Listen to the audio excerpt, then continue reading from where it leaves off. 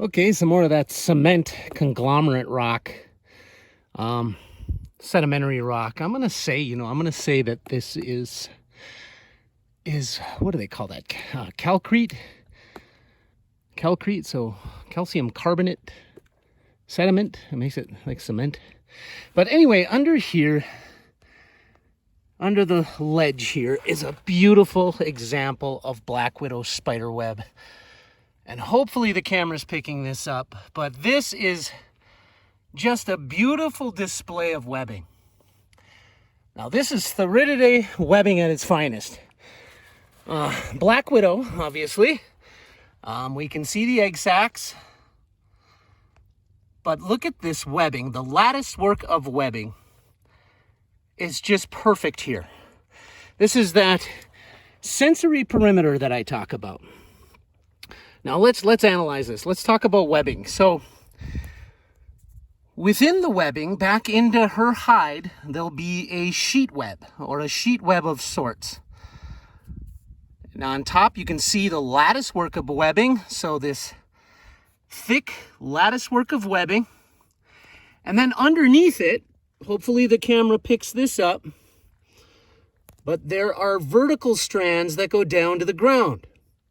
I call those pillar strands.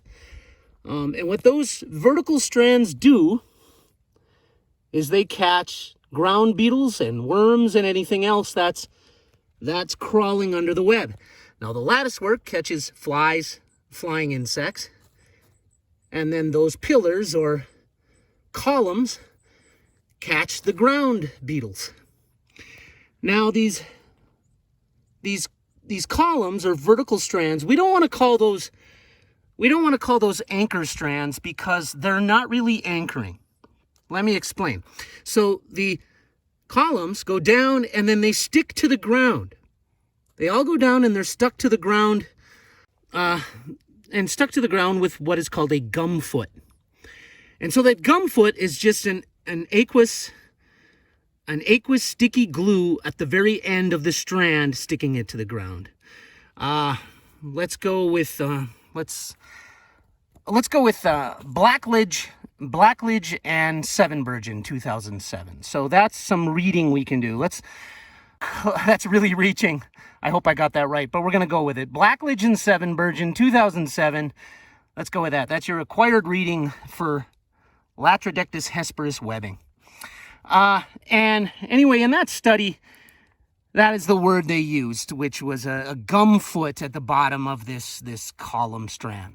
So that gum foot is stuck to the ground, holding that strand, and a beetle comes by, bumps into the strand, sticks to it, and that strand, as that beetle or worm or anything panics, that gum foot releases from the ground and shoots up, springs the webbing back up, and while entangling whatever touched it.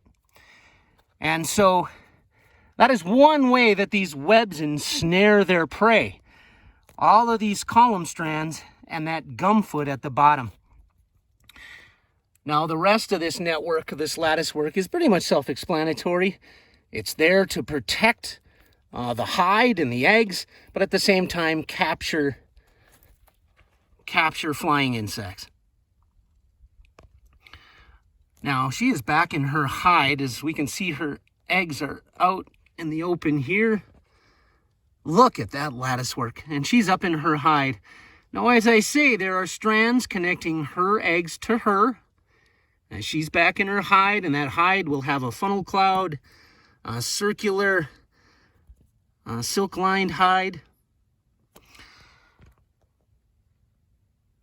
But what a beautiful display of webbing. This is just textbook Latrodectus webbing.